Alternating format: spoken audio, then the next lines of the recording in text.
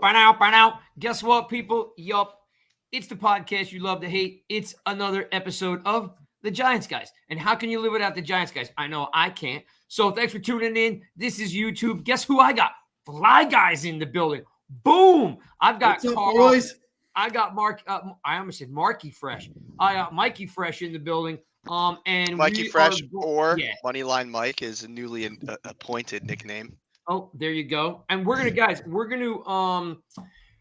talk a little bit. We're gonna really kind of chop it up a little bit because we've had a rough season, and now we're at this point where the Giants really they lost. They lost this weekend to the Miami Dolphins. They were in no real competition in the game. Like they weren't really even a threat to the Dolphins at any point in this game. Right. So we're really going to talk about the offense, right? It's a lot of offense to talk today. So guys, I'm looking over here at my show notes. Thanks everybody for tuning in. I see you guys are popping in, dropping your questions.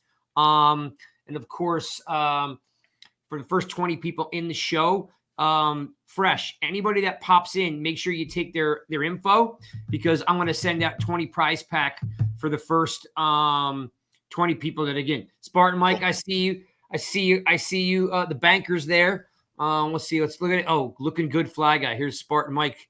All right. All right, guys. Glennon starts the game. He's 22 for 44 with one interception. Fresh. What did you think of Glennon? He didn't have a bad game, right? But with that offense that's behind him, did he really even have a chance to succeed? It's funny. There's a couple things at play here. Good question. I think I'm just tweeting out this link now so everybody could have it. As far as like he's serviceable as a backup, and they actually gave him protection, and I thought he was decent. But a couple of the key misses he had, like most starters make, like Jones would have made the throw to Engram. That one that Engram had to turn around and hit off his one hand. And then there were a couple of others, but the one that to Engram stands out where like Jones, even if Jones plays poorly, like he makes those plays, and a couple of them would have been like that Engram one would have been a touchdown. So you get the sense that even if Jones had been playing the way he had the last two games, which is poor, they would have won with him. So that's disappointing. But at the same time, again, he's a backup, and other guys have to step up, and didn't do that. So Fresh, he goes 23 for 44. I mean, and the interception. Got to turn that feedback down. So turn the volume down on whatever it's coming out of. It's probably on YouTube. Yeah. One interception. I mean, Fresh, did Slayton even have a chance for that ball? Like, it didn't even really look like he was competing for that ball. Yeah, I blame that on Slayton. He had a really good rookie year, especially for a 5th-round pick. Last year, he had a little bit of a regression, and then this year, I just don't think that there's a spot for him on as a third receiver. Unfortunately, he's like a 4th or 5th. He's a depth guy. He's fast, but unfortunately, he hasn't played well this year. And he'd probably be the first to say that, but. You got to fight for that ball, and that's got to be an incomplete pass. That's on the receiver not helping him out, and you're taught as a receiver. I played receiver. Knock the ball down. Yeah, I looked at it like, geez, dude, go up and get that ball, fight for that ball, and it's so nonchalant. All right, Carl. Agreed. And by the way, Carl, welcome. We appreciate your input here because here's the thing. When you're a backup quarterback, right? Barkley's basically like, I don't know, his best friend, right? You're depending on a talent like Saquon Barkley to bail Glennon out. You're depending on Barkley to be the guy, right? So, and what do you get, Carl? Like, what did you see? Like, I saw the same Barkley we've seen pretty much all year. He caught, what was he, 11 for, he averaged, it was like 11 carries for 55 yards, but he had one big run. What did you see? Because I thought the biggest telling point of the game was him dropping 2 passes wide open. I don't know what your thoughts are. Go ahead, jump in. Yeah, no, I was going to say it's been the same old Barkley. And, coming into this game, I really thought this was a game that we could do some damage and possibly even win. I know Miami's playing better right now, but they're a version of what we were last year, slow start, then all of a sudden they get hot.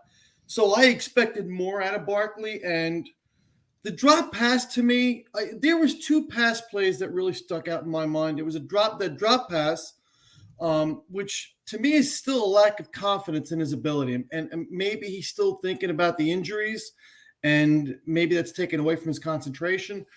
But there was also another pass where they got him open in a one-on-one, and he ran a terrible route. And it was an incompletion. And, if I'm the offense coordinator, I'm not going back to that, strictly because he was there, the play was there, and he dropped the ball. It's the same old Barkley. That one run was nice. I still don't see the burst. I still don't see the speed, and I see a lot of hesitation. Yeah, I'm really disappointed. I keep wanting to give him a chance, but I got a backup quarterback in the game, right? So, he should have been the workhorse. Now, he did put his head down on a couple plays, and if you saw, they ran on 4th down and they ran on 1st down, and he pushed a pile for 5-6 yards a pop, and he looked good. And then it disappears. Yeah. Like, I'm looking for him to run hard for 15 carries a game. I'm looking at him. Let's not kid ourselves. In 2018, for all you guys in the chat, in 2018, Saquon Barkley had 91 receptions, okay? The guy was a stud, all right? 91 receptions, and now he can't catch a ball out of the backfield. Like, yes, he's a home run hitter, but when Glennon needed Barkley, he was the only guy there that was like basically going to be like, I got you, dog. I got you. And what did he do? He came up small. That was supposed to be the breakout game for him, and he didn't step up. He didn't step up at all. He said it himself too. He after the game, if you watched his press conference, he was like, I felt bad. He was like depressed. Like, I got to be better. I got to catch those balls, Well, we hear that every game, Mike. That's the problem. Here you go. And here's the banker popping in with 2,000 all-purpose yards. Yeah, like he was the man, okay, in 2018. He had a good 2019, even though he came back from that high ankle sprain. But enough's enough, guys. We're sitting here saying, okay, Jones is gone, right? Tony's gone. Saquon, you're the guy. Help the quarterback out and win. And he can't even do that. And I don't even know how you look at Saquon and say, yeah, we're going to give this guy a multi-year contract, because right now he's going to have to play out his last year and maybe even a tag in 2023. I don't know, because I just don't see it. Like, I think to Carl's point, if any game he was going to, and 13 touchdowns. Thank you, Giants Opinion Sports. Appreciate that. 13 TDs as well. You believe? Wait, you believe or you know? You got to look that stuff up. But yeah, so I was really disappointed. Now, he had 6 catches, but for 19 yards. I mean, like Carl said, he's running the wrong routes. He's dropping the ball. Like, I'm really fixated on it. Normally I defend Barkley, but like when you've got Glennon in the game, who is a complete journeyman, and you got a guy of Saquon Barkley's talent fresh, like, does this rest a lot on his shoulders to be the guy? Well, I mean, he can't be right now, and it's difficult because every time you think he's like ready to maybe show signs of what he used to be or what he can be, there's another injury that he gets dinged up, and then it's a few games out, and then he comes back and he just doesn't look the same. It's mental hurdles of hesitating before contact, and not the mind not trusting the body, maybe a little bit of that. But however you want to say it, whatever you want to say, whether it's injury related or whatever, he's not the same player that he was, and unfortunately. Here, check this out, Fresh. Spartan Mike's got the best mention of the day. Saquon doesn't look like he enjoys the game anymore. You can kind of see it on his face. And that's a really good point. Like, whether the injuries have beaten him down, the media's beaten him down, and then that tweet he had 2 weeks ago. Carl, I don't know if you saw it, but Barkley tweeted out how much pressure he's under, with keeping up a brand image and playing football. And it's like, well, dude, you don't have a brand without football. Yeah. What are you doing? Football is his brand. But how much also do you think he's suffering from just a lack of confidence in the offensive line. And and I know we've beaten that horse to death all year long, but it's got to wear on you when every time you get the ball, you got 3 and 4 defenders on you the minute you get the ball. So, Fresh, I'm going to pass that to you in a sec. Just know this, Fla-Guy, is it doesn't matter. Like you know what I mean? It's like, all right, you asked me to build a house, right? Yeah. But I don't have a hammer. Yeah. Well, if I'm getting paid to build the house, Carl, I'm going to build that house with a rock, with a wrench, with a piece of 2x4 if I have to. You still have to do the job. Yeah. Okay. And he's basically, he gets taken down with arm tackles. He's consistently going side to side. The best tweet I saw, someone said it was a bad take on my part, was someone tweeted, well, Booker doesn't go side to side. No. And I hashtagged it with truth. I know that Booker's not Saquon Barkley, but he runs hard when he gets an opportunity to get in the game. If Saquon just adopted that philosophy, the kid would get 100 yards easy. He's literally like this, a complete workhorse carved out of granite, and he's like got to be he's taken down with arm tackles. So anyway, let's see. Steve says Barkley reminds me of Shep, injured all the time, and he's a huge cheerleader when things are going well. But I think Saquon's got too much on his shoulder when the team is losing. Well, yeah, because he's trying to sell sneakers. I mean, I'm sorry, like football first, man. Football first. A lot does fall on Saquon, but he's just not. He's not pulling his weight, man. He's not pulling his weight. There's a lot of backs in the league that have bad lines, and they're out there, they're out there working hard. And I'm not saying he's not working hard. I just when you have Glennon in the game, you have to bail him out. All right, I'm going to move off Saquon because I can. Yeah, well said. I can complain about him all day long. All right, so let's basically look at something you said before, Fresh, because I got to disagree with you wholeheartedly as a former college slot receiver. The Ingram touchdown, if you watch the play, he's running with to his left. Okay, it's an over the shoulder throw on his left. Okay, towards the side. He was awkward. He did look awkward. If that's where you're going with this. So, but if you watch that play, he can't track the ball, Fresh. He can't track the ball over his shoulder. So he turns all the way around, realizes that the ball is thrown to his left shoulder, where he started from, and then he tries to, ballerina all the way around and can't make that catch. If Ingram is just running down the field, the route that he's supposed to run, which is basically kind of like a flag, it's called a flag, which is kind of to that back corner. Yeah. The ball is going to be low, okay? The ball's going to be low, but he didn't need to turn it around. He just couldn't track the ball. That's why he got all turned around. If you watch that play again, he's got to continue with the route. I don't disagree with you. I'm just saying if it was Jones, it would have been a much easier completion. And if it was a better throw, it could have been a lot easier. With that said, I think that you hit it on the head as well. When you have your backup in, you need guys to step up. You need Saquon to make those 2-3 catches. You need some other plays. You need Ingram to find a way to come down with that pass and run into the end zone, So when you don't have your full complement of guys out there, you need guys to step up to really be next man up mentality. But, unfortunately, whoever we throw in there, nobody is really stepping up. And I'm just like freaking sick of Ingram, though. I mean, I'm just saying, there's no one here to help this team. He makes that catch. He walks into the end zone.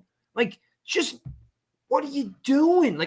I don't know. It's just every week, it's the same thing. The guy that's supposed to step up can't, right? The guy that can't step. Carl, don't know if you watched the play or if you remembered the play. What's your thought on what we're talking about? Because for me, it just goes to prove a great athlete doesn't make him a star player. The only thing, look, I've been down on Ingram. I don't like him. The only thing I'll say is that, I thought the way Kitchens used him this week was the best utilization of him that we've seen all season. That's fair. But given that, again, you would think he gotten more space, there would have been more balls thrown his way and there would have been more completions. So at the end of the day, he's still not getting it done. And how many excuses are we going to make for him before we finally just pull the plug and say, it didn't work out here. Good luck. Change of scenery is needed for both of us. Yeah, and it's a great point. He's already he's in his option year. He's not going to come back. But there was a blip, that you said, okay, well, maybe Kitchens knows how to use him a little bit. When you suck as bad as we do, throw the kid the ball 9, 10, 11 times a game, right? Because it doesn't make sense to be saving him for something. Feed him. Yeah. All right. So, yeah. And Fresh, I don't want you to think that I'm disagreeing with you, but he has to make that play. And it comes with we've seen him drop so many routine catches though. Once he got turned around, which was his fault, it was he kind of put himself in that position. But you're right. I mean, if you want to win games, then a player of his caliber needs to, not even a player of his caliber. Ingram should be a 800-yard receiving tight end with 7 to 8 touchdowns every year. He's not that. He should be in a conversation of he's never going to be Kittle. He's never going to be Waller. He's never going to be Kelsey, right? He's never going to be that. Even that kid from Miami was really good. Yeah. One was Mac and I forget the other kid's name, but Gesicki. Yeah. He's never going to be on that level, but that's a routine catch for a Pro Bowl tight end. Hey, Ashley, what's up? Well, look at that. Thanks for checking in with us. Bring us. Make sure, Fresh. Make sure you're writing everybody's info down so I can get first 20 people prize packs out, and I'm at 13 or something now. So make sure you get everybody in the chat. Ashley, thanks for checking in. Drop a question. Let me know. Oh, I lost Fresh. Where'd he go? Just lost Fresh. Yeah, Fresh. I lost you. Come back. Carl, let's go to let's talk about Fresh. Where'd you go? I tried to click where I can send a message to everybody to tell me send me their info, but I accidentally got out of it. So I had Fresh. All right. Well, thanks for tuning in, Ashley. And of course, and there's David. There's my guy. There's my guy from Kentucky. Fresh said, hell with it. Yeah. He was like, I'm out of here. Forget this thing, David. I'm out. They suck. He just bailed on us. All right, Carl, let's talk about another pass catching anomaly that I can't understand. Galladay. Guy is made of glass. Okay. He looks like he's getting hot, right? And then he gets hurt and he goes in with a rib injury, and then we don't see him for the rest of the game. Can they realistically trade this guy? Because I'm done with him. So what's your thought on Galladay this season? What's your thought of him always being hurt? He's got to get out of the tub and get out of the field. Is this a Kitchens thing that they're not, and a Garrett thing where they didn't throw him the ball enough? Because I don't see any of that. I just don't see him getting separation, and I don't see him being available. I'm glad you saved Galladay for me, because I've been vocal about him all year. And I don't know if you saw my tweet earlier this week. He's soft. He's a soft player. When I watch him, there's a contested ball. He doesn't fight for it. There's just no fight. He's here collecting paychecks. Throwing the ball more. How do you throw a player the ball more when he's injured all the time? I saw it stands out in my mind so clearly. I saw the third catch he made Sunday. He gets up and he starts talking trash, and then he walks to the sideline and he's hurt again on a routine play. So, look, he came to us hurt. He was hurt last year with Detroit. We all know that he missed a lot of time with Detroit last year. Is he injury prone? I can't answer that. I don't see the medicals, but it's not working out here. I'm ready to move on. I think we can use the money that we're paying him to fill much bigger holes. And you know what? Looks like they're going to have to do a rebuild at the end of this year. They're going to tear it apart and build it back up. You know what? Then if he's not part of the solution, get rid of him. Do it now and just move on. I love it, man. I love it because I'm also think he's a soft player, and Fresh. I'm going to kick this to you in a second. But I got two really good points that popped in here. One was from Spartan Mike says, was Galladay much better than Tate? It doesn't matter because Galladay got paid $72 million. Spartan Mike, $72 million. I mean, and they're both hurt as much. One was he got bagged for PEDs and then he got hurt. And Galladay's just literally in the training room, but he's getting paid $72 million and he doesn't have a touchdown yet. I couldn't stand Golden Tate, but at least he had a handful of touchdowns. Okay, like Galladay doesn't create any separation. And Ashley, she's got a great point. I want to throw it up on the screen here. Judge said after they fired Garrett that he apologized that they weren't using him and that they were going to get him targets and touchdowns, and just still haven't done that yet. Here's the thing. Like, Ashley, great point. Thank you for popping that in there, because here's the thing. At the end of the day, we're a sucky football team. Why are we not throwing the ball down the freaking field to Galladay? I mean, this guy should have 10 catches for 100 yards every single week. Who cares if we throw interceptions? We've got the third, fourth, and fifth string line in and the second string quarterback in. Now, I know they don't give Glennon a lot of time, but I mean, for the love of God, throw the guy the ball. It's $72 million. And as Ashley just pointed out here, Judge went out of his way to apologize to the cat, saying, "Hey man, we got your back." And nobody's got his back, because he's hurt all the time. And he did come back and then did nothing. So many people compared him to Plax. Plax was the kind of receiver where you just threw it and he went up and got it. And Galladay doesn't do that. And you know what? With a bad offensive line, that's what we need. Just get the ball out there, let him go up and get it and be a possession receiver. He's just not that. He's not getting it done. I'm on the other side here, and I told Craig this in the last few weeks. Like, Craig, I know you mentioned he doesn't get separation. Like, he never got separation. He's a big body that makes those contested catches. And yeah, he's been injured a few games, and last year he missed a portion of the year for Detroit too. But at the end of the day, like, we all know the offense is broken, and we could easily blame every single person that's involved in the offense, and it's easy to do that. But I just really do believe that he can be a key piece to a winning team. Okay. And he hasn't proven that this year, but really nothing that's been associated with our offense has. So he's not somebody I want to give up on. I want to give him another opportunity with a better offense around him, more creativity, a better line, and better quarterback play. And then I think we can fairly judge whether or not he was a poor signing. Okay, so Fresh, let's run with that for a second. Deal. Okay, we've got Shepard. Shepard's making $10 million a year. That's got to change. We got Galladay with his big paycheck. And as David McCoy says here, last year we were talking about needing receivers. They draft Tony and sign Galladay, and we're still talking about needing receivers. So what's really going on here? Is it the fact that we don't have – I know the fact we don't have a line.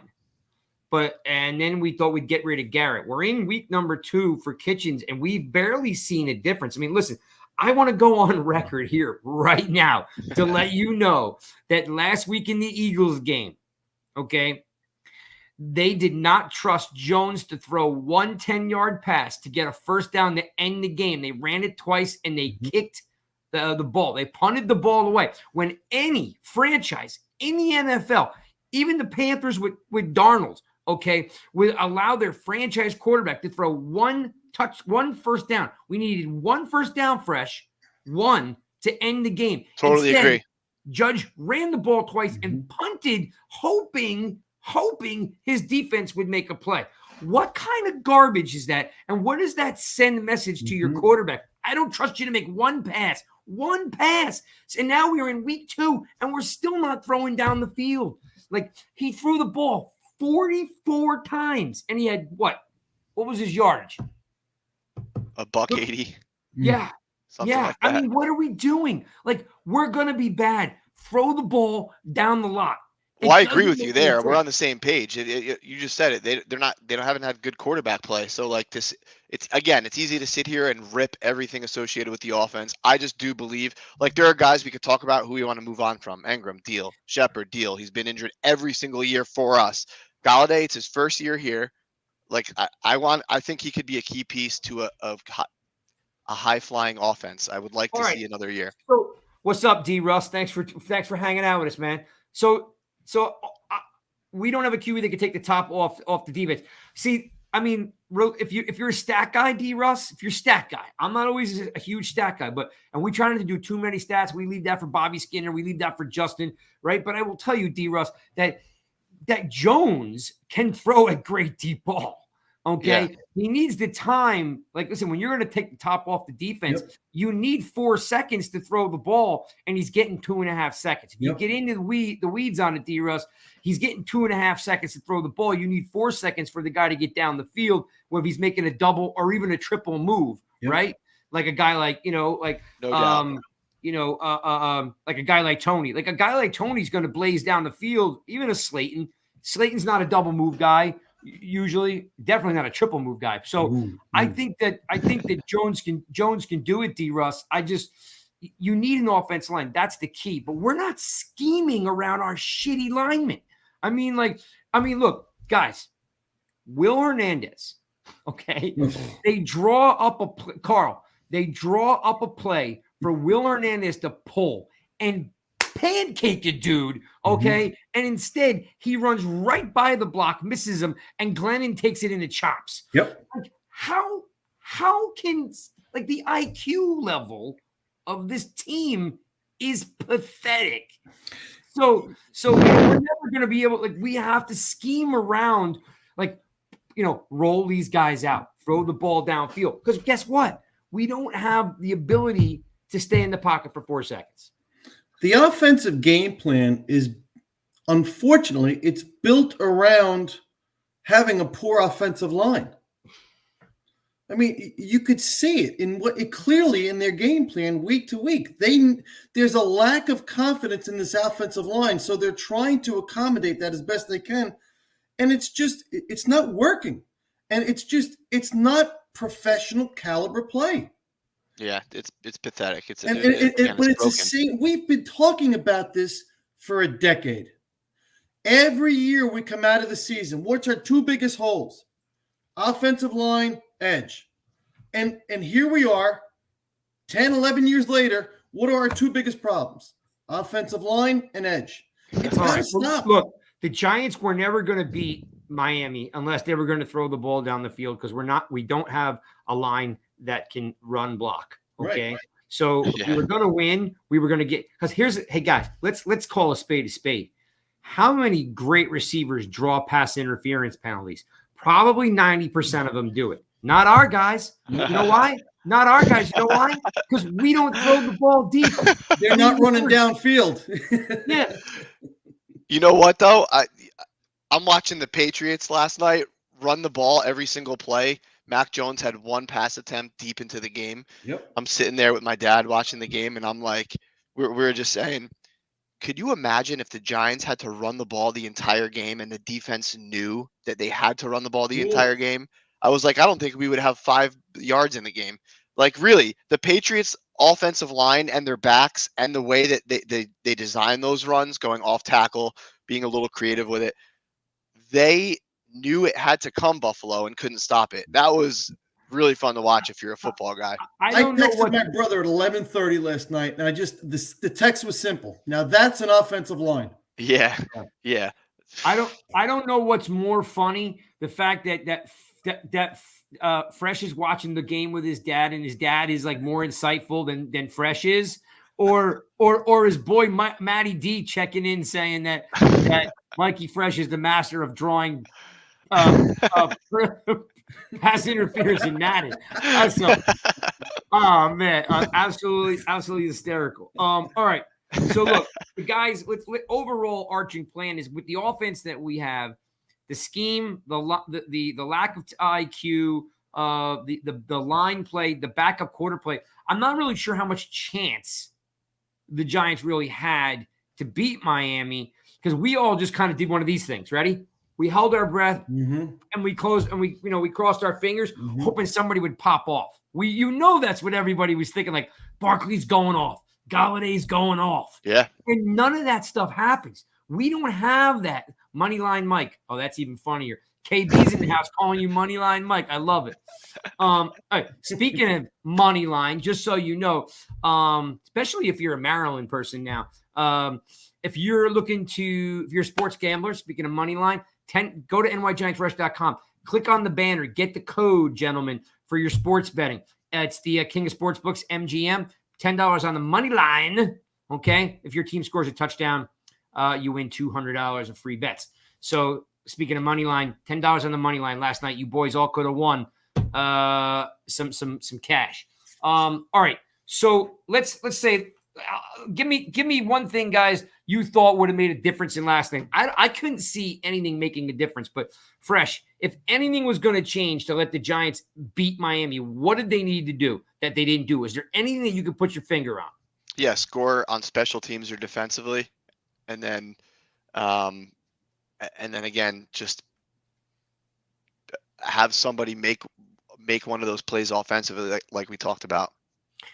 Carl, one thing that they could have done, anything out there that they could have done, at least compete, because they just didn't look like they wanted to compete. Run the ball. You wanted to see him run the ball more. Yeah, backup quarterback, run the ball. All right, run the ball. So let Miami start keying the run, then open up the field, and then throw it in when you get down in the red zone.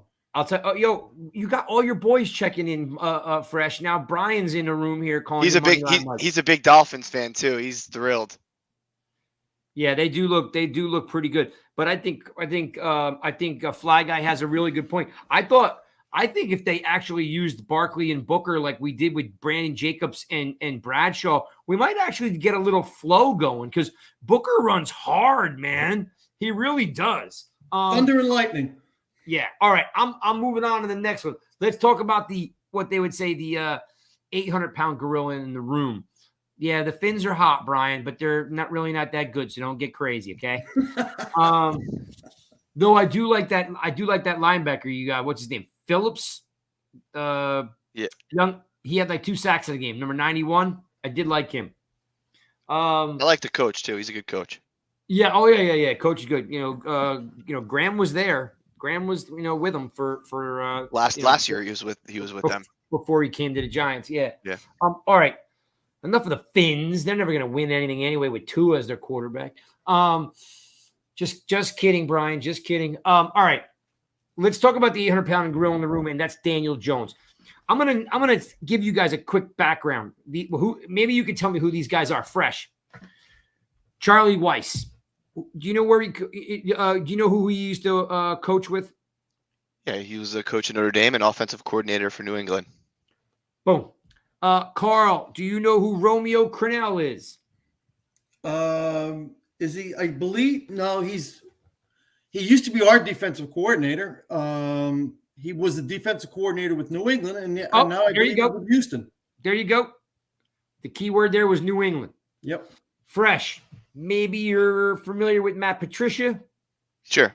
Yeah, yep. The coordinator for New England, and then he went to be a head coach for Detroit, and now he's a senior defensive assistant. And last but not least, Fla-Guy, Josh McDaniels. I'm sure you're familiar with him. Offensive coordinator, New England Patriots. So what do we have in common there?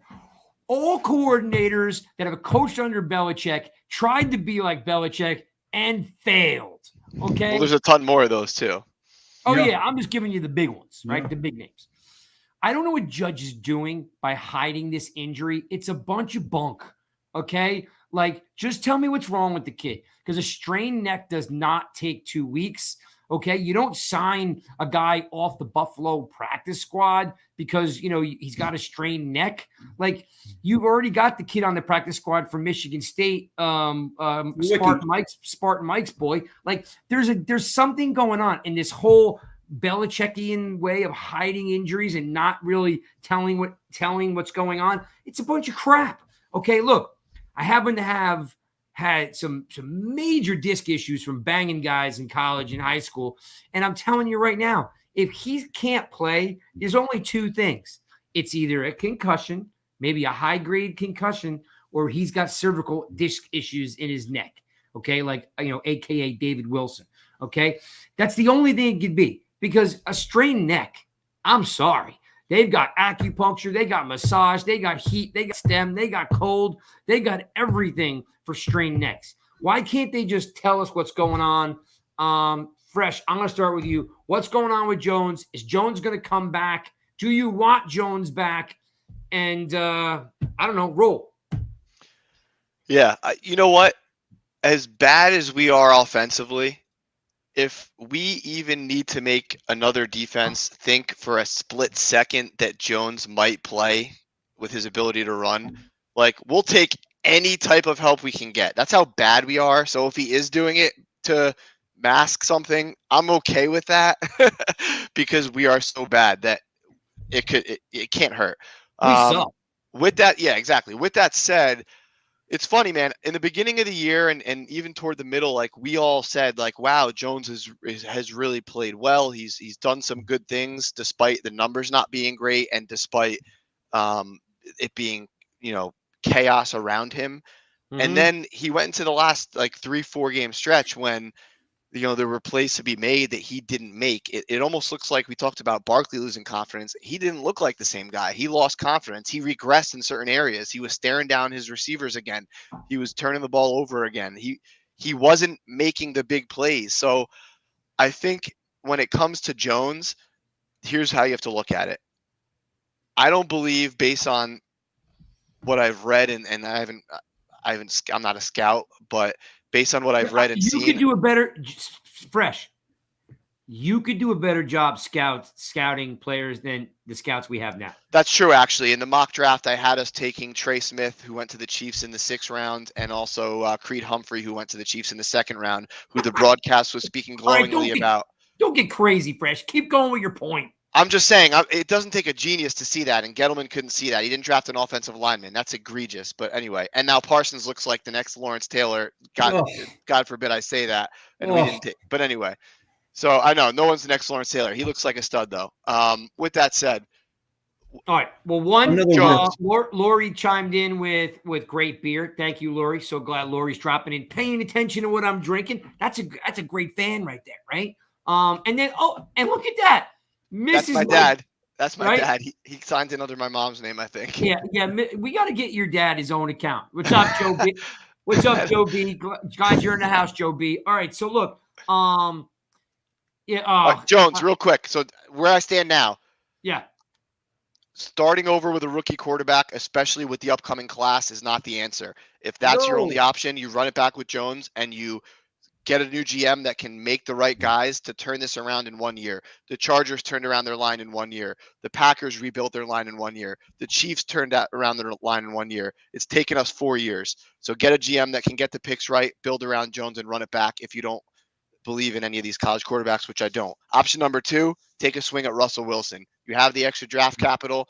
We can give up a first this year and still have a first this year, a first next year, a third this year, a second this year, and they look like they're on their way to a little divorce. So him and Pete Carroll. I saw Fla-Guy, didn't love that. I know he's not having a good year, but this is more the outlier than the rule with him. He's still young. His wifey would love New York as one of her options, I'm pretty sure, and he cares about legacy. If he turns around this shithole, that says something about his legacy. All right. For one, all you kids out there listening, don't listen to the Mikey Fresh's potty mouth. The only one that swears on my show is me. Okay, now, Carl, Fresh has got a lot of good points there. David saying that Wilson's going to cost a lot. Here's the thing, guys. Look, I want to put this up here because I want to say something. And with this, I'm trying to. Okay, Carl, I'm gonna pass this to you in a second, Carl. Here's what I want to tell all you crazy folks. I love all of you. Okay. But here's the thing. We're always trying to be so conservative. We're worried about the money. We're worried about the cap. We're worried about this guy. Look, we're so bad. We just need to do something dramatic and go for it. Like whether it's going to trade for a huge tackle, trade for a quarterback. Like we can't continue on this route.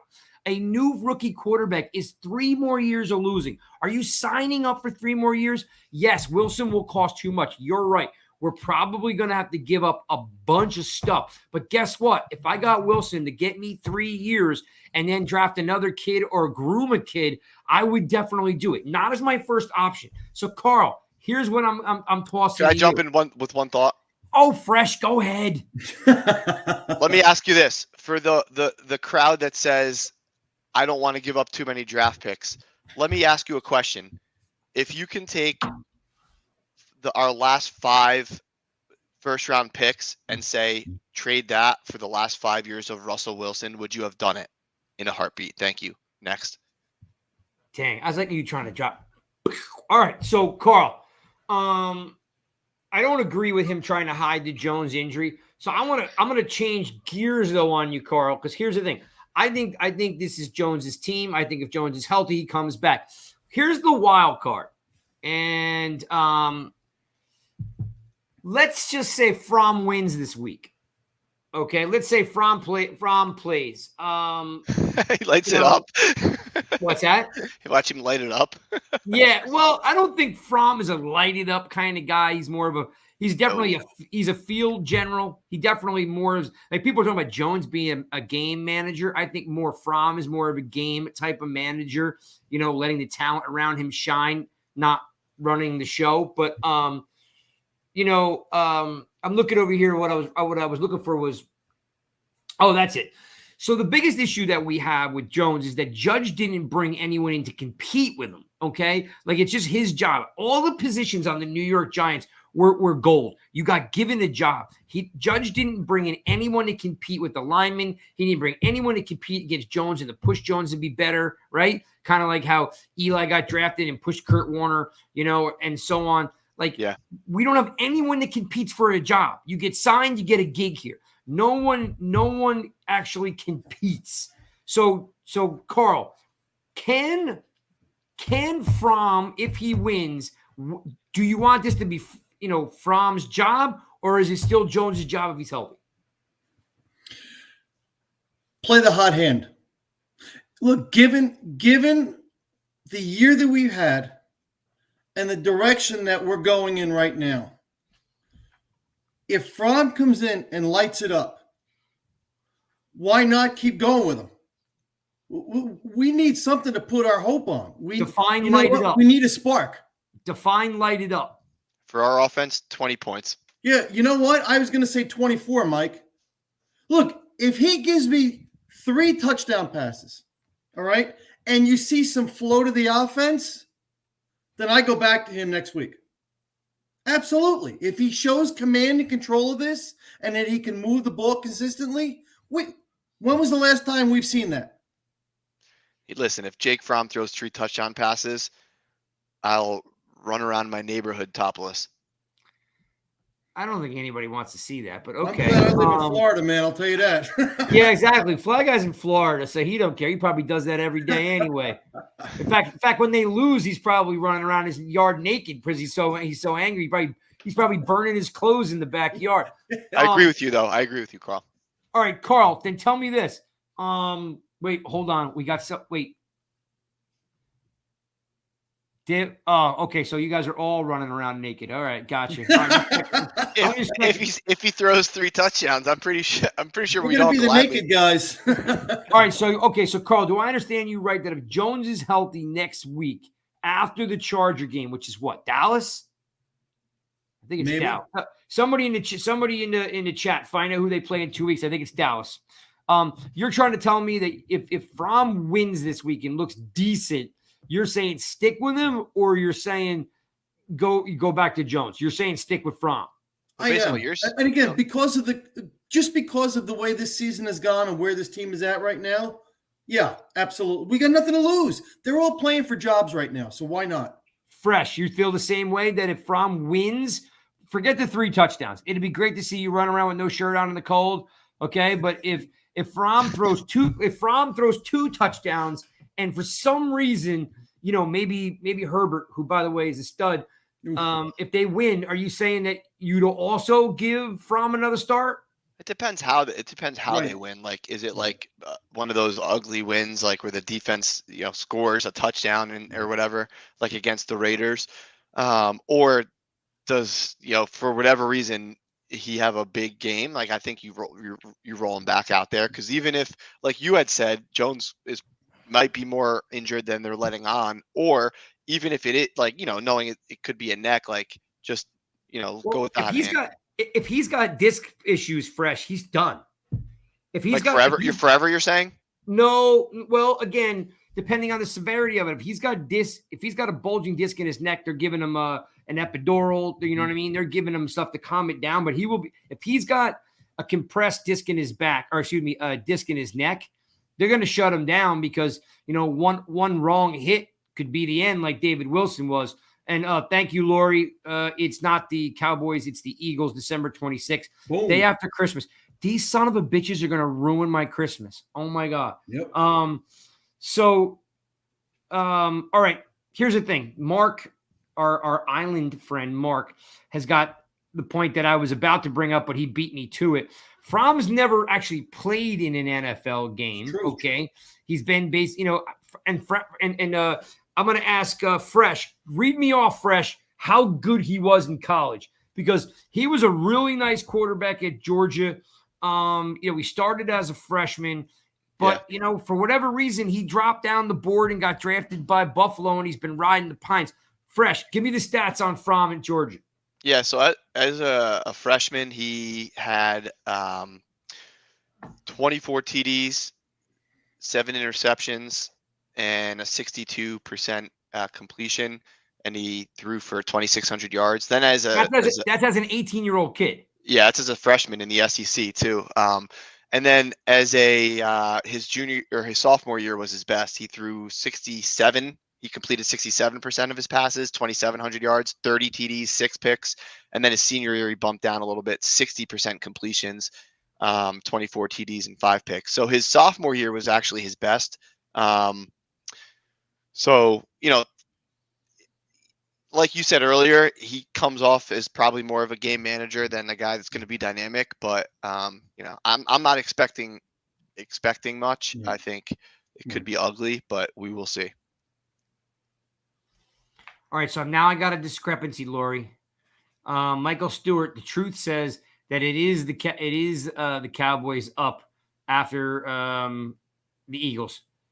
So someone Chargers are this week, and then after that, you're saying it's. Lori said it was the Eagles. The truth says 26th. Says the Cowboys. Right. Yeah, there's a couple games in between there. She said the 26th. Yeah.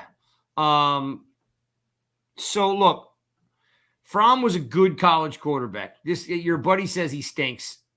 Maybe because he's a Tua fan and Tua came from Bama. No, he's a big SEC fan.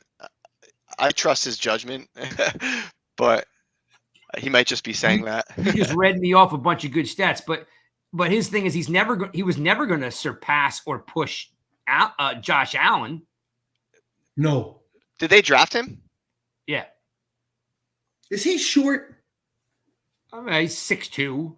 Oh, is he? Okay. I thought he was short. He might be 6'1.5". I mean, but 6'2", 215. So you can see over the line of scrimmage is my point. Fresh, Michael Stewart, the truth's being, who cares about Fromm's numbers in college? We're just trying to get the point across is that he's got experience, Michael Stewart. Settle down, Sparky. We're just trying to say that he started for 4 years. He's been consistent for 4 years.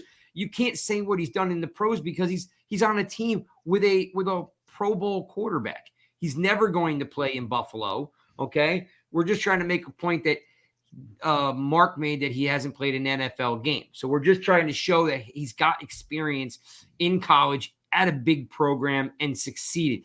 Michael Stewart getting all fired up. No, Tebow couldn't throw the ball, dude. Tebow was a good runner, okay, when the ball was in his hand. Let's be honest here, okay? Mikey Fresh is 5'10", but he used to tell the girls in college he was 5'11" because it sounded better. Oh, Matty G. I'm 6'1", but whatever.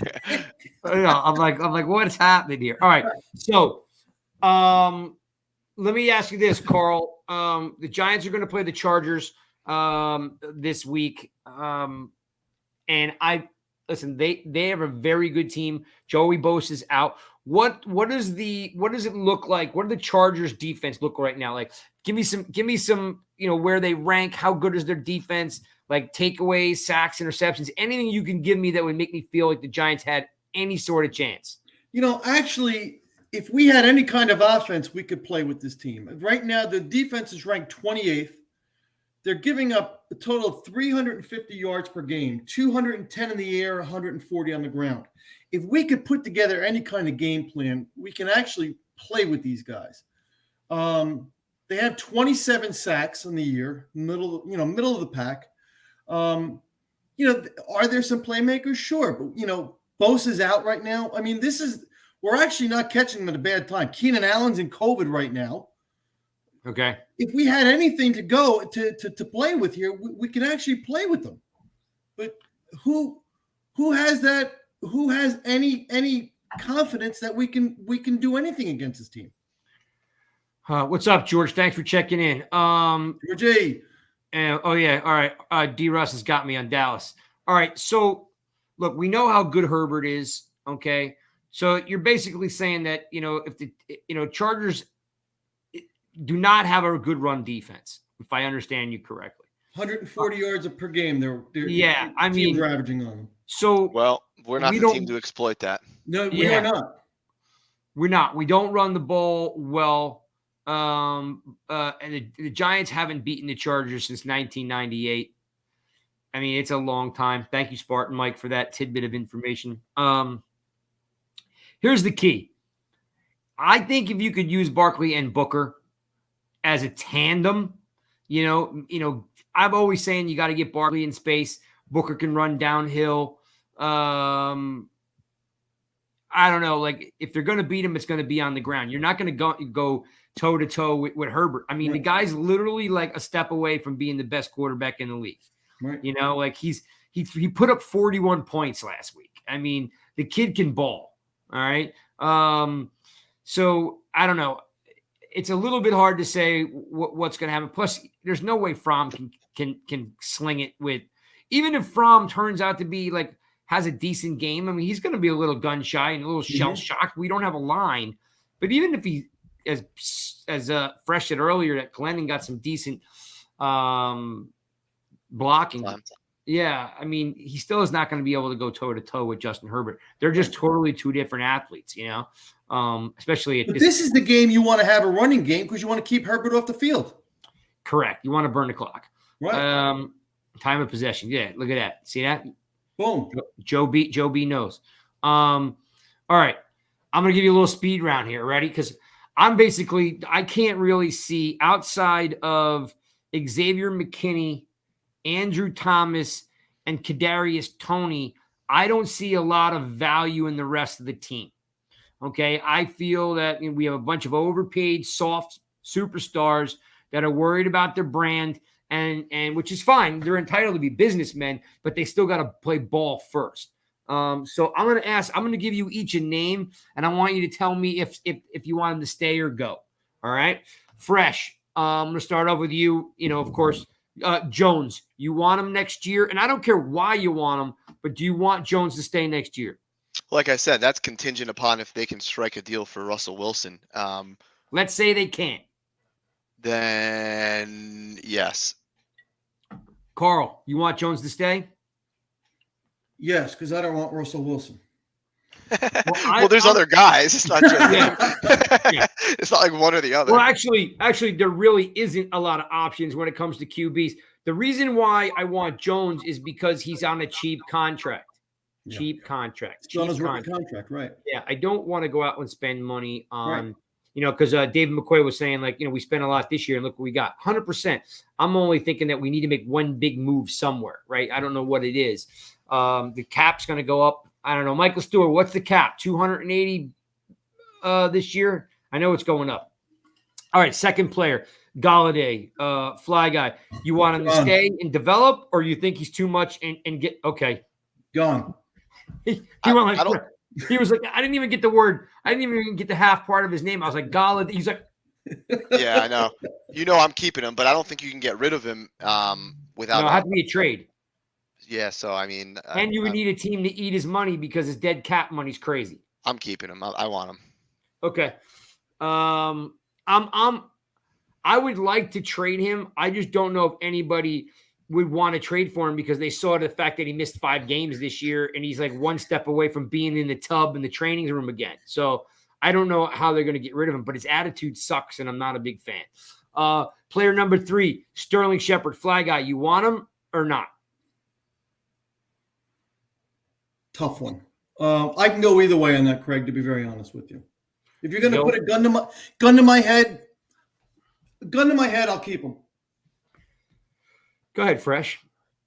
What's he do next year? 10, How much? 10. 10 million. I think A lot of money for a guy who misses a lot of games.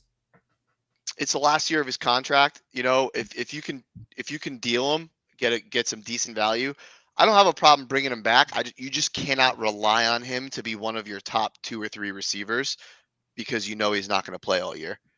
All right, Giants fan 1974. What are we disagreeing on? You can't just say disagree. I don't know what you're talking about. You got to elaborate a little bit, my friend, because people disagree with me all the time. Shepard to me needs to restructure and add a year on, or whatever you want to call it. I got yelled at the other day for calling it a restructure. You have to give him a new contract, okay? Because I got someone somebody wanted me to be politically correct, and they got all over my case because I called it a restructure. Because I was basically saying to redo the contract. But yes, they need to cancel that contract, re-up them with a new contract, add a year on to defer some of that money because you can't pay. They're not cutting Shepard, dude. I'm sorry, Michael Stewart. They're not cutting Sterling Shepard. Yeah, they're going to trade him or keep him. Yeah, I mean, why would they cut a guy with that kind of value? He's literally, if you look at since Jones has been here, he's the guy that moves the chains. He's the guy that catches all the passes. He's the one that Jones relies on more than any of them. He's not throwing the ball. He was on a good pace early on, but that's the other problem too. That's why I said if you're relying on him to be a top 2 receiver in your offense, then he's taking all the reps from everybody else just for when he gets hurt. It's just like, well, think about it. Checking down too much. He's a 3. It's Tony, Galladay, and Shepard. He is your 3. Yeah. They could possibly trade Shep. I think I honestly would tell you when he's not on the field, you notice it. Look, he's been out 3 weeks. What did we do the last 3 weeks? We can't move the ball. Jones to Shepard is all year has been the best combination we've had. Yes, he had. Listen, if don't kid yourself. Tony's best game was with Glennon. Okay, so let's not get crazy. Wait till you see Russell Wilson to Galladay. Oh boy, God, killing me. I don't even know what we're gonna have to give up. Killing me. We're gonna have to give up your second born, Fresh, for that. So all right, so Shepard is I'm keeping Shepard, but I'm giving him a new contract, adding a year on. You're saying Fla-Guy, you want him, and Fresh, you're saying no, get rid of him. I'll keep him. You convince me. All right, I'm good. See, I'm good like that. All right, Rudolph, Fresh. What do we do with him? I don't know. Somebody tell me what the dead cap money is on Rudolph. I really like Rudolph, but we never should. 2 year deal, right? Is that what it's 2 years? I think Was it a 2 year? Yeah, I think so. Somebody will tell me. Michael Stewart will tell me. Here's the thing about Rudolph. They should have never honored the contract. He had a broken foot, Liz Frank, and we sucked that up. And now you can see how slow he is. Like he just doesn't have the burst anymore. Dude, he is slow, man. Yep. But what's worse is this. They don't even try to get him the ball. They throw to him literally one time a game. So yeah, I think Rudolph's gone. Fla-Guy, what do you think about Rudolph? Gone. Booker. 2 years, 12 million. So what's the dead cap money? It would be 2 million and a quarter. All right, that's not terrible. You're right, Steve. Rudolph was another Gettleman genius. Or listen, if he wasn't hurt, Gettleman would look great for bringing him in.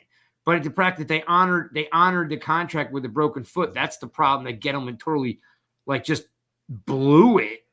Fla-Guy, Booker.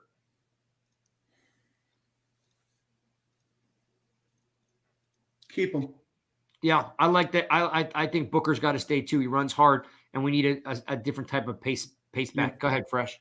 Booker. Yeah, I think he's. I like him too. He's a good backup. He signed a 2 year deal. Did they give him more than 1 year? I'm pretty sure. Yeah, 2 years. All right. My favorite, but for whatever reason they put him on IR and he's disappeared. Caden Smith. Remember, you're going to lose Ingram this year. As a third tight end, sure. So I think I would like to see him be a second tight end. Rudolph goes, Ingram goes, and I'd like to see them draft a tight end. I'm on board with that. Sure. Ingram, Ingram's year, his contract is up. You want him back fresh? No. Carl, you want him back? No, he should have already been gone. I know. Absolutely, Craig. Thank you, Giants fan 1974. About time I got some love. All right. Nobody loves me today. Let me see here. Oh, my favorite. Man, this guy sucks. I'm seriously. Outside of Ingram, this guy might suck worse than any other player on the team. I mean, this player infuriates me more than any player outside of Evan Ingram. Fresh, you know the guy. You know who it is. It's Will Hernandez. Oh. I mean, this guy's got short dinosaur arms like this. He's like a T-Rex. He can't block. And he's got no field vision at all. The dude can't see any blocks. He misses. I mean, come on. How did we miss on this guy? I don't know. That's just my rant. Fla-Guy, you want Hernandez back? No. Can't pay him. Nope. Go ahead, Fresh. What do you got? No chance. It's funny because in the beginning of the year, you didn't like him because of the short arms, but they were putting out pictures of what great shape he was in, and we were all excited. I was like, this is going to be the year for him. It's what's interesting about him?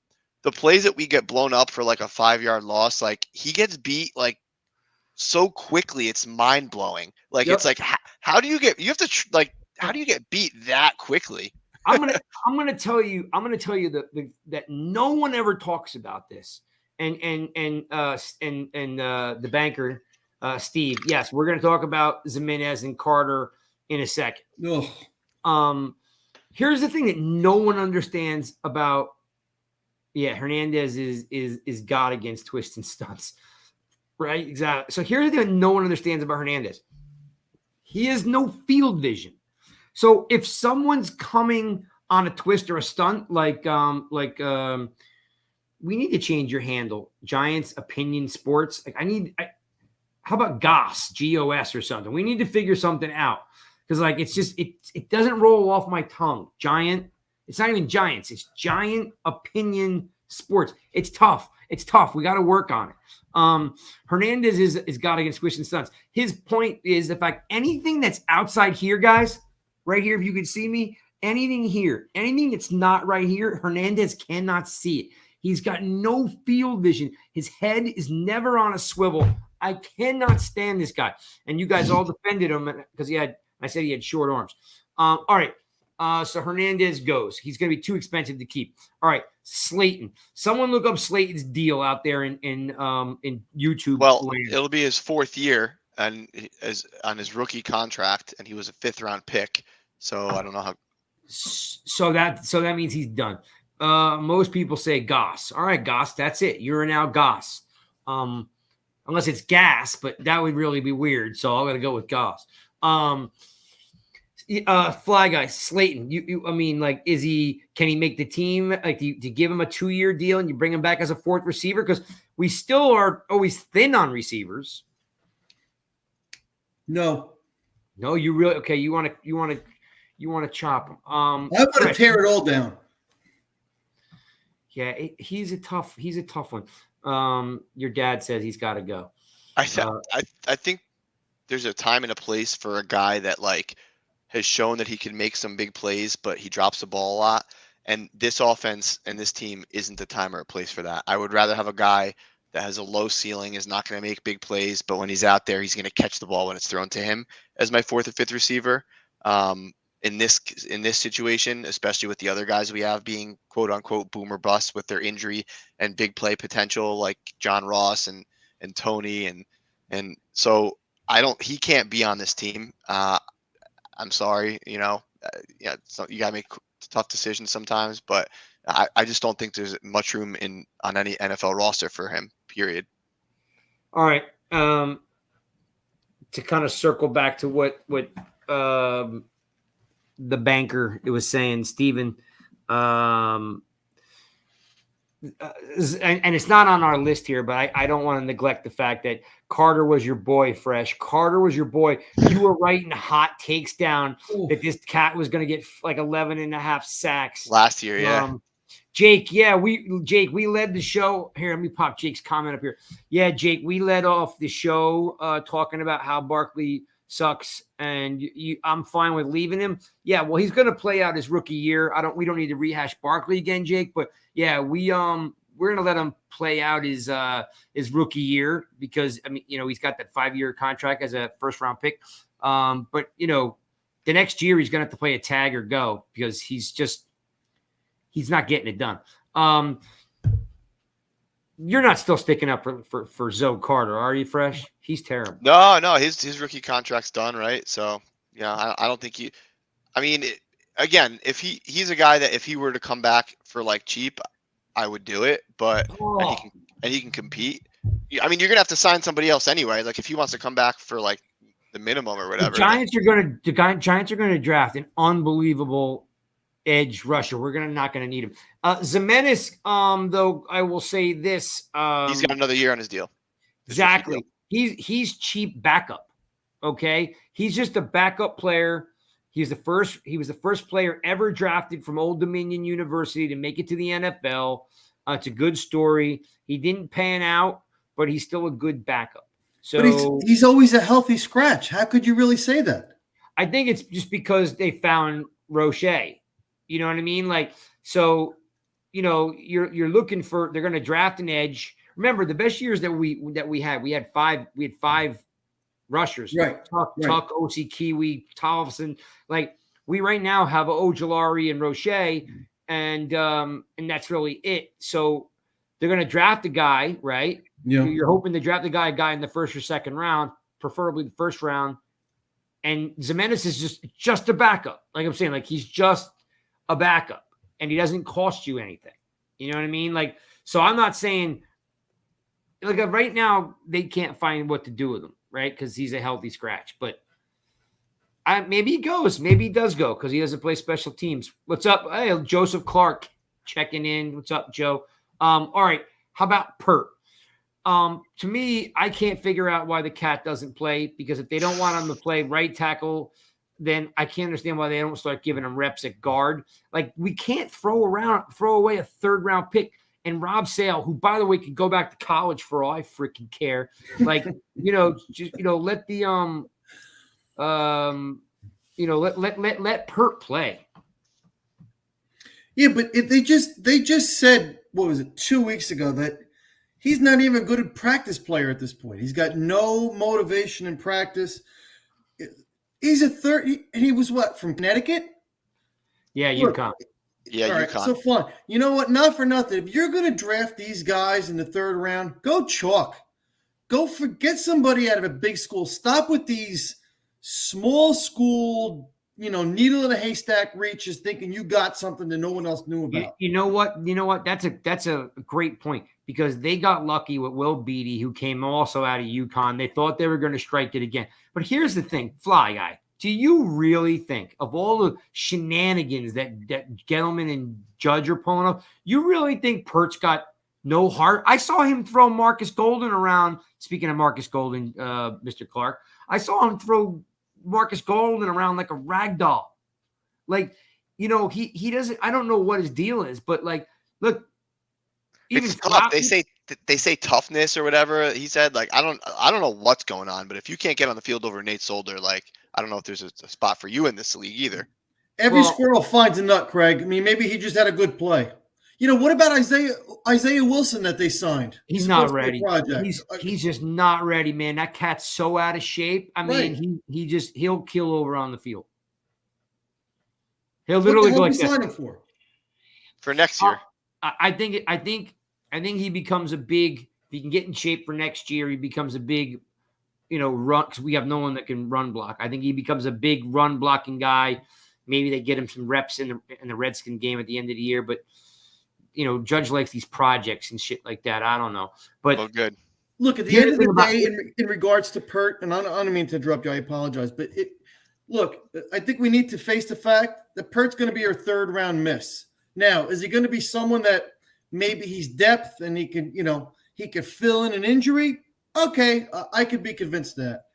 I don't think he's ever going to be a starter. I don't think he's going to be a good pro. I'd like to see him play guard. Let him try to play guard. Maybe he's not good on an island. First of all, Fresh, correct me if I'm wrong, but did he not play pretty decent at left tackle in place of Andrew Thomas? Not great, but decent. How is he good enough to play left tackle, but he's not good enough to play right tackle? Well, that was out of necessity because he got hurt, Thomas, but I thought he was okay. I mean, we haven't seen like enough of him to definitively say one way or another, but like the fact that he just can't beat out Nate Solder is very concerning. Thank you. I don't know, man. I think Judge is throwing Solder a deal because he said to him, please come back. We have Paul Dottino on, and Paul mentioned that, Judge called Solder and said, I'd really like you back because I trust you. And he came back. And, listen, to each his own. Like, I think that's an admirable thing to do, to come back and play. But, we can't give up on Pert yet. We saw flashes of him playing left tackle. We saw him throwing around, Golden. Maybe he's out of position. Like, why can't he get – our guards suck. Why can't he get some reps at guard? I don't know. I used to coach football, Craig. You know what? If you practiced better, you became a better player than what was starting, you played. And that's always been my bottom line. If he's better than what we've got starting, he would be on the field. Yeah. I don't. Yeah. See, look. Joe, I'm with Joe Clark. I don't even buy that he can't beat that Solder. Something else is going on. They did lead to that. They did lead on there. Like in the interview a few weeks ago, you guys touched on it. Rob Sale was like he needs to show a little more toughness or something. He said aggressive. We need him to be more aggressive. Like right.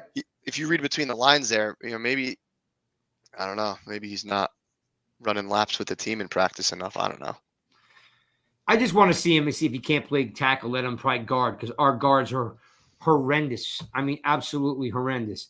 And the Wilson thing, yeah, you're right. Wilson, need to get his head straight. Maybe he's gotten there because he's on the roster. I mean, I don't know.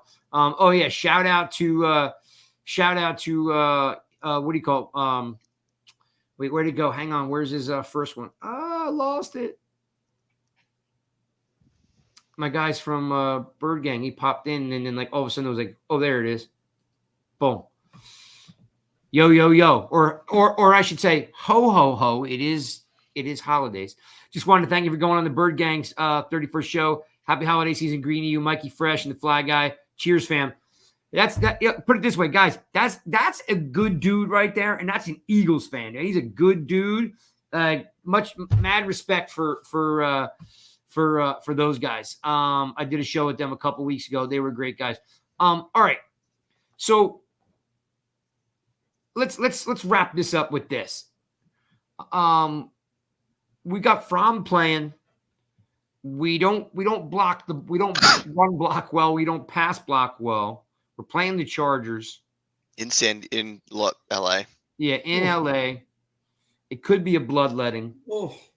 Is there and we're gonna end the show here, guys, and I want you guys to jump in here in the chat, if you want to drop it in what you guys think.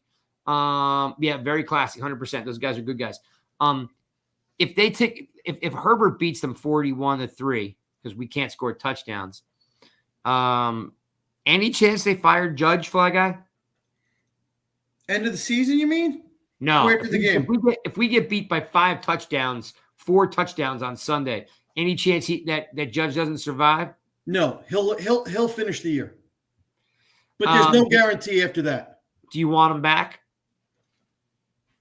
You know what? Early in the year, I was a believer. He's kind of lost me, and I don't buy this garbage coming out of his mouth after every game. Well, I see positive plays. You know what? Give me a coach that's got a little fire in his belly that's going to say it the way it is. Call out your players. Hey, we stunk. We're not executing. I don't want to hear this coach speak. And he's lost me because of that. I'm sorry. So to answer your question, I think he finishes the year. Debatable if he comes back. It depends on the GM. And then that leads into, well, does Maris say to any GM candidate, well, you're stuck with this coach? So that's a long question to really dive into, Craig. No, I don't think you can't do that. That leads to dysfunctional organizations by forcing coaches and GMs. I think you got to interview a GM, and ask him point blank, what's your plan? Like, what do you think about Joe Judge? Right. And if it's a smart GM, he'll say, let me talk. But like, he'll say, let me talk to him, and then I could make a decision. There's no way he gets fired. If you fire him after losing an away game to a better team, when you have a practice squad quarterback in, like, No. they're not going to fire him no matter what happens in this game. They're not going to fire him before the end of the year. Right. Mara's on record after the Panthers victory when we were talking about Matt Rule and Joe Judge, and he was like, I'm happy that we picked Joe Judge. But, you know, so I think that he's going to stay next year. And, you know, if we're talking about how every one of these players sucks and this guy's soft and that guy can't play and the quarterback hasn't produced and the coordinate and the GM sucks, then, like, you know, if all that is true, then is it the head coach's issue that they're not winning? You know, I don't know, just something to think about. But I would bring and Carl, I don't think you can say that after the game in the press conference, because he's lost a lot of fans, Judge, but he hasn't lost the locker room. And if he starts blasting them after losses like that, then, like, he will lose the locker room. And call it what it is. As bad as they've been, and I know the results haven't shown, but they play for him. They like him. And maybe if that's all you can say, maybe it's not a great thing right now, but I would give him another year and go from there.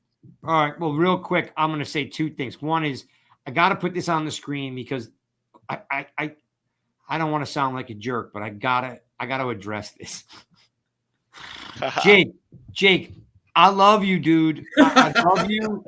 You're welcome to come to my house. I make a great stir fry. We'll have you over. Whatever you want. Jake, this isn't basketball. This isn't baseball. Not tanking. You don't tank. Okay. The only team to tank in the history of football are the Philadelphia Eagles last year when they didn't want us to go to the playoffs. Okay. And they put their four-string quarterback. You know what happens when you go half speed or you tank? Someone puts their helmet under your chin strap and you get hurt. There's no tanking in football. They come to play. They play hard. They have pride.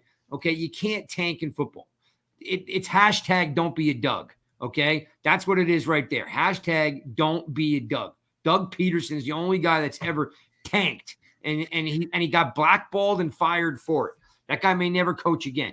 So we're not tanking for a top 3 pick. The other side of things, guys, is I don't think that Judge is going exactly. Joseph Clark, as my guy, no tanking.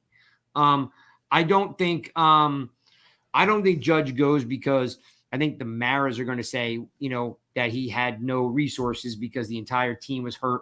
We got to give him another year. The other side of it is I don't think they want to pay Pat Shurmur, Joe Judge, and a new coach. Like, you know, what's the money to them? But I just don't think economically, because right now we're paying Shurmur, okay?